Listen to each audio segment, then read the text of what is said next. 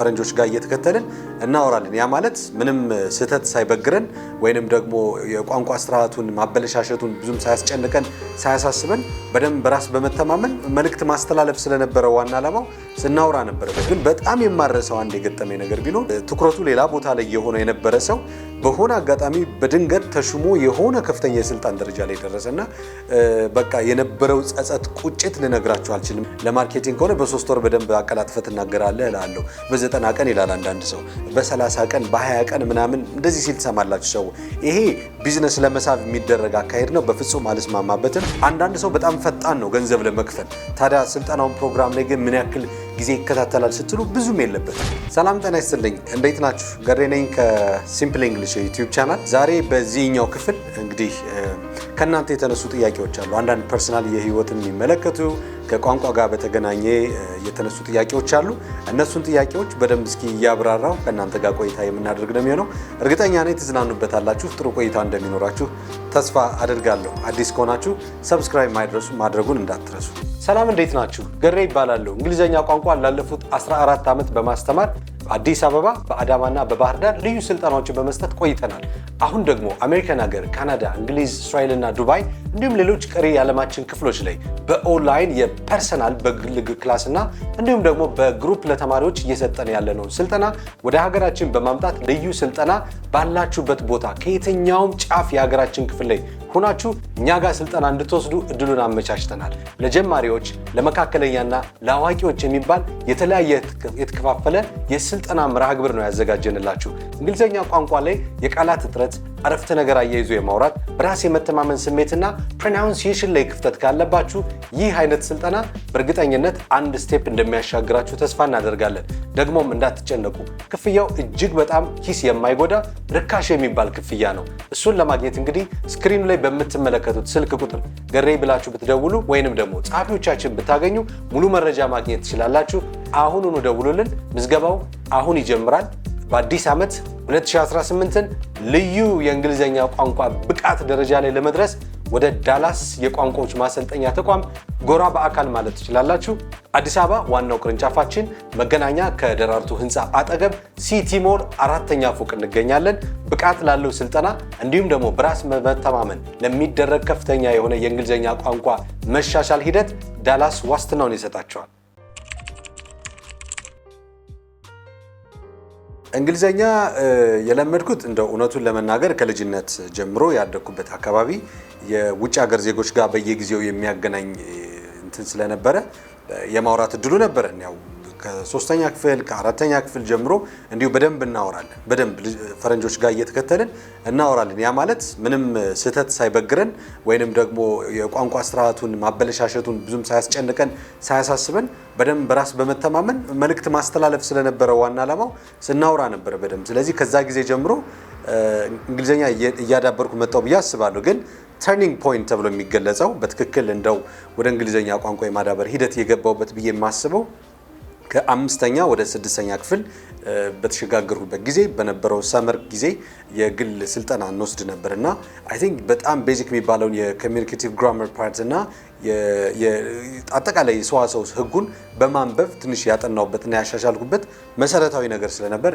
በዛ ጊዜ ያው ከዛ ጊዜ ጀምሮ እንግሊዘኛ ቋንቋ እየለመድኩ እያዳበርኩ ከዛን ደግሞ አስተማሪ መሆን ደግሞ በራሱ ጥቅም ስላለው ዩኒቨርሲቲ ግቢ ላይ ትምህርት ቤት እየተማርኩ በክረምት እየመጣው ደግሞ አስተምር ነበር፣ ሌሎችን አግዝ ነበር። በዛ መንገድ እያዳበርኩ መጣው። ሳስተምር እየተማርኩ መጣው ማለት ነው። በዛ መንገድ ነው እንግሊዘኛ ቋንቋን የለመድኩት። ወደ ማስተማር ሙያ የተቀላቀልኩት was actually my dream job teaching። በጣም ድሪም ጃብ ብዬ የማስበው ነው፣ ለኔ የህልሜ ነው። በቃ መምህር መሆን ፈልጋለሁ። አሁንም ደግሞ እስከ መጨረሻው ህይወት ዘመኔ ድረስ አስተምራለሁ ብዬ ነው ማስበው። ጎን ለጎን ሌላ ስራዎችን እሰራለሁ፣ ግን ማስተማርን እተዋለሁ ብዬ አላስብም።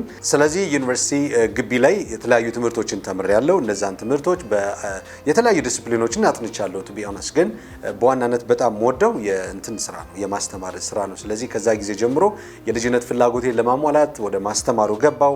በማስተማር ደግሞ በተለይ ደግሞ እንግሊዘኛን ትኩረት አድርጌ የሚያዝ ጀመርኩ። ያው ስለምወደው የማስተማር የመማር ፍላጎቱም እያደረብኝ መጣ። ከልጅነት ደግሞ እኔ የምኖርበት ቤት ውስጥ ቤተሰቦቼ ጋር አስተማሪዎች ምናምን እኛ ግቢ ውስጥ ተከራይተው ይኖሩ ነበር። ያ ነገር እንደ ተጽዕኖም ሆነብኝ ይመስለኛል። በዛ ምክንያት አስተማሪ መሆን ፍላጎቴ ከፍተኛ ሆነ። ኤው ያስተማርኳለሁ። እንግሊዘኛ ቋንቋን በማስተማር ህይወት ኦልሞስት እንግዲህ ከ14 ዓመት በላይ ሆነኝ ማለት ነው። በጀማሪ በመካከለኛና በአድቫንስድ ሌቭል ያሉ ተማሪዎችን በተለያየ ፕሮግራም እናሰለጥናለን። ላለፉት 3-4 ዓመት ደግሞ እንግዲህ ቴክኖሎጂውን በመጠቀም በኦንላይን በሶሻል ሚዲያ ደግሞ በመላው ዓለም የሚገኙ ተማሪዎችን በማሰልጠን ቆይታ አድርገናል። እንግዲህ እስካሁን ያለኝ የቲቺንግ ኤክስፒሪየንስ በጣም በቂ የሚባል የማስተማር ኤክስፒሪየንስ አለኝ። በጣም ነው የምወደው፣ ደስ ነው የሚለኝ። ቢካዝ ኦን አ ዴይሊ ቤዚስ ሳስተምር እኔም እየተማርኩ ነው የማገኘው ራሴን እና ባለፈው ዓመት ሳስተምርበት የነበረው ስነ ዘዴ ዘንድሮ ማስተምርበት በቀጣይ ዓመት ማስተምርበት በሚገርም ሁኔታ ፈንዳሜንታል የሆነ ለውጥ አለው። በጣም መሰረታዊ የሚባል ለውጥ ያለው እና ያ ነገር ኢኖቬቲቭ እንደሆን ስላደረገኝ በጣም ነው የምወደው። እንግዲህ 14 ዓመት እና ከዛ በላይ የሚሆን የማስተማር ኤክስፒሪየንስ አለኝ። በማስተማር ህይወቴ ብዙ አይነት ገጠመኝ ይገጥማቸዋል። ቱ ቢ ኦነስት ያው ተማሪዎችን፣ በስራ ላይ ያሉ ሰዎችን፣ እንዲሁም ደግሞ የቢዝነስ ሰዎችን፣ የፖለቲክስ ሰዎችን በደንብ ታስተምራላችሁ። ግን በጣም የማረሰው አንድ የገጠመኝ ነገር ቢኖር ሁልጊዜም ሰውን ስትመክሩት በወቅቱ ያስፈልጋል ቋንቋ እድሉን ተጠቀምበት፣ ተማር፣ እኔ ላስተምር፣ እኔ ላግዝ እንደዚህ ስትሉት አይ ብሎ ትኩረቱ ሌላ ቦታ ላይ የሆነ የነበረ ሰው በሆነ አጋጣሚ በድንገት ተሹሞ የሆነ ከፍተኛ የስልጣን ደረጃ ላይ ደረሰና በቃ የነበረው ጸጸት፣ ቁጭት ልነግራችሁ አልችልም። ምክንያቱም ኦቨርናይት አሻሽሎ መገኘት አይችልም። ቋንቋውን ያለበት ቦታ ደግሞ ትልቅ ቦታ ላይ ነው ያለው። እኔ በታች በጓደኝነት ደረጃ የነበረን ላግዝ ልርዳህ ምናምን ስትሉት የነበረ ሰው በኋላ ትልቅ ደረጃ ላይ ደርሶ ባክ እንዲህ ያልከኝ ያኔ እንዲህ ባደርግ ኑሮ ወይኔ እንዲህ ቢሆን ኑሮ እያለ የሚነግራቸው የነበረ ሰው አስቡት። ያ አይነት ነገር እስካሁን በአእምሮ ያለ። ብዙዎቻችን እንቆጫለን። ዛሬ እንማራለን ብለን እናቅዳለን፣ ግን ዛሬ እንማርም፣ ነገ እማራለሁ እንላለን። ከነገ በኋላ ፕሮክራስቲኔሽን ያላግባብ የማራዘም ነገ እያሉ ዲሌይ ማድረግን የስልጠና ፕሮግራምን በጣም ተጽዕኖ ያመጣል። ምክንያቱም እድል በሆነ አጋጣሚ የት ላይ እንደምትጥለን ምን እንደሚገጥመን ስለማናቅ now is the exact time ትክክለኛው ጊዜ አሁን ነውና ይሄ ገጠመኝ ስላለኝ ሌሎቻችሁም ትምህርት እንዲሆናችሁ መማር ፍላጎት ካላችሁ በኦንላይን ይሁን በአካል ይሁን በግል ይሁን በግሩፕ ይሁን በየትኛውም ፕሮግራም የመማር እድሉን የትኛውም ትምህርት ቤት ይሁን የትኛውም አስተማሪ ይሁን የሚያስተምራችሁ እንድትማሩ እመክራችኋለሁ። በኋላ ጸጸት ስለሚሆን ማለት ነው። እድል የምታጡበት ሌላ እድል የምታጡበት አጋጣሚ ሊፈጠር ስለሚችል እንደዛ አይነት ችግር ውስጥ እንዳገቡ ለማለት ነው። ይሄን ጥያቄ ለመመለስ ይሄን ያክል ጊዜ ይወስዳል፣ በዚህ ጊዜ ይለመዳል ብሎ መናገር እንደኔ ፍጹም ድፍረት ይሆናል ብዬ አስባለሁ። ምክንያቱም ወይ በማርኬቲንግ ሳይንስ አስቤው ከሆነ ለማርኬቲንግ ከሆነ በ3 ወር በደንብ አቀላጥፈት እናገራለህ እላለሁ። በ90 ቀን ይላል አንዳንድ ሰው፣ በ30 ቀን በ20 ቀን ምናምን እንደዚህ ሲል ትሰማላችሁ ሰው። ይሄ ቢዝነስ ለመሳብ የሚደረግ አካሄድ ነው። በፍጹም አልስማማበትም።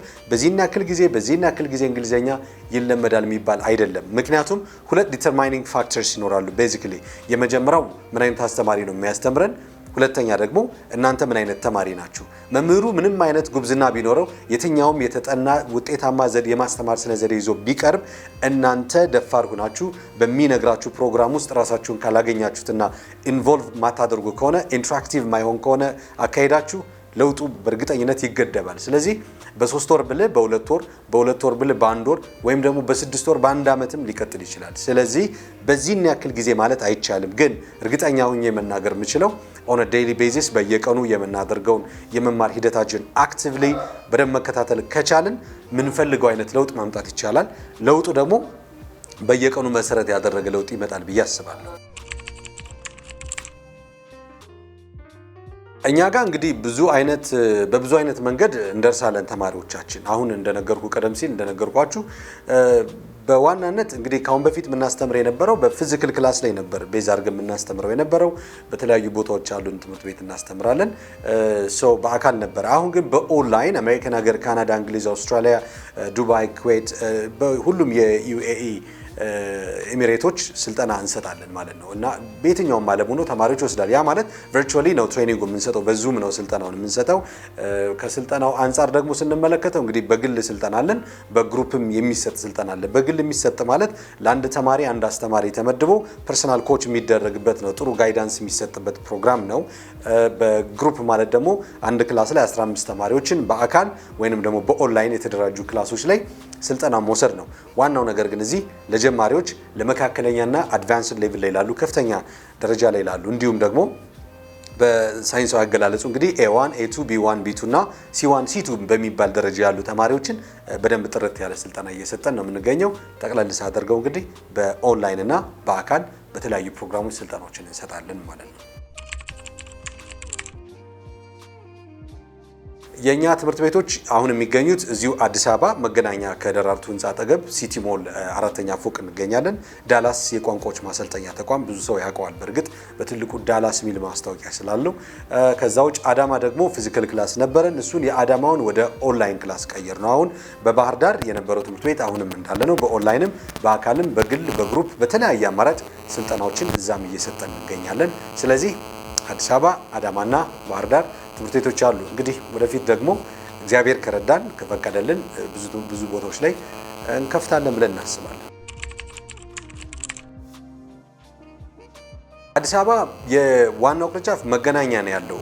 ሌላ ቅርንጫፎችን መክፈት ይቻላል። በሜክሲኮ በአያት እንዲሁም ደግሞ እዚህ ፊጋ አካባቢ አንዳንድ ቦታዎች ለፍየል ቤት አካባቢ ይጠይቁናል። ወደ ጀሞ ወደ ለቡ አካባቢ ትምህርት ቤቶች ጥያቄ ይቀርባል። በጣም ግን እኔ እውነቱን ለመናገር ብዙ ጊዜ እኔ የማልገኝበት ትምህርት ቤት ላይ ቅርንጫፍ ከፍቶ መምህር መመደብ ብዙ አልወድም። ራሴ በእያንዳንዱ ጊዜ እየሄድኩ የምገባበት ራሴ የምገኝበት ቦታ መሆን አለበት እና ብዙ ሰው በሚዲያ አይቶ ትረስት አድርጎ ስለሆነ የሚመጣው እነዛን ሰዎች ማስተናገድ አይቻልም። እንደ ማርኬት ካየነው ገንዘብ ለመሰብሰብ ከሆነ ችግር የለም። ሚዲያ ላይ በጣም ፖፑላር ትሆናለህ፣ ሰው ያውቃል ምናምን ይመጣል። ከዛ ገንዘብ ይከፍላል። ከዛ ኮምፕሌን አድርጎ በዛው አቋርጦ ይቀራል። ከዛ በኋላ በዛ ሰው በኩል ምንም አይነት ተማሪ አይመጣም። ብዙ ትምህርት ቤቶች ፌል አድርገዋል እንደዚህ አይነት አሰራርና እኔ ባለውበት ቦታ እኔ በምገኝበት ቦታ ሰው መጥቶ እንዲማር ስለምፈልግ መገናኛ ነው ያለ ነው። እንግዲህ እንዳልኳችሁ እግዚአብሔር አምላክ ከረዳን ብዙ ቦታዎች ላይ ደግሞ ለመክፈት እንሞክራለን። እኔ መድረስ የምችልባቸው አካባቢዎች ላይ በቅርበት እናደርጋለን። አብረን እናያለን ማለት ነው። የጊቫዌይ ፕሮግራማችን እስካሁን ብዙም አልሰጠንም። በዩቲዩብ ቻናል ላይ ብቻ ሰብስክራይብ ላደረጉና የዩቲዩብ ቻናል ሊንኩን ለጓደኞቻቸው ለ20 ለ30 ጓደኞች በሜሴጅ ለላኩ ሰዎች ጊቫዌይ ድሉን አመቻችተን እነሱን ሰጠናል፣ አሰልጥነናቸዋል። ከዚህ በኋላ ደግሞ አዳዲስ የጊቫዌይ ፕሮግራሞች ይኖሩናል። እነሱን ጊቫዌይ ፕሮግራሞች እናሳውቃቸዋለን በቲክቶክ በሶሻል ሚዲያ አማራጮች ማለት ነው፣ በፌስቡክ እንዲሁም ደግሞ በዩቲዩብ ቻናላችን ስለምናሳውቅ ቴሌግራም ግሩፕም እንደዛው። ስለዚህ በዛ መንገድ እንጠቀማለን ማለት ነው።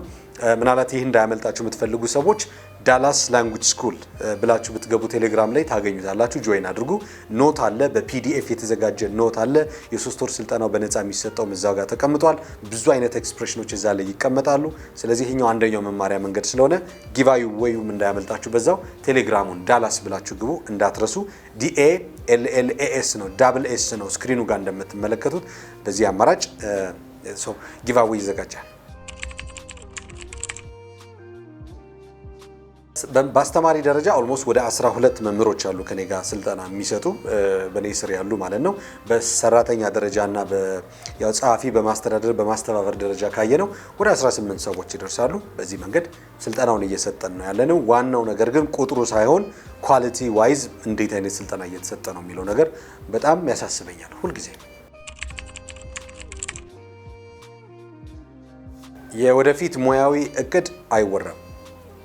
እኔ ማላቀውም ብንኖር እድሜ ቢሰጠን ብዙ ነገር እንሰራለን። አግብታል? አግብቻለሁ አይደል? ይታያል እዚህ ጋር አግብቻለሁ። የ2 ልጆች አባት ነኝ። የማቲያስ ኤንድ ሳሙኤል አባት ነኝ።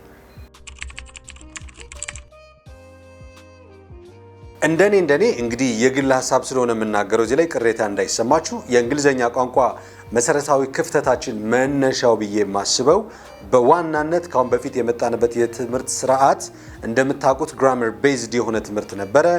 ያ ግራመር ቤዝድ ደግሞ አልቲሜትሊ ጎሉ ምንድነው? ፈተና እንድንደፍን ፈተና ላይ ጥሩ ውጤት እንድናመጣ የሚል ነበር።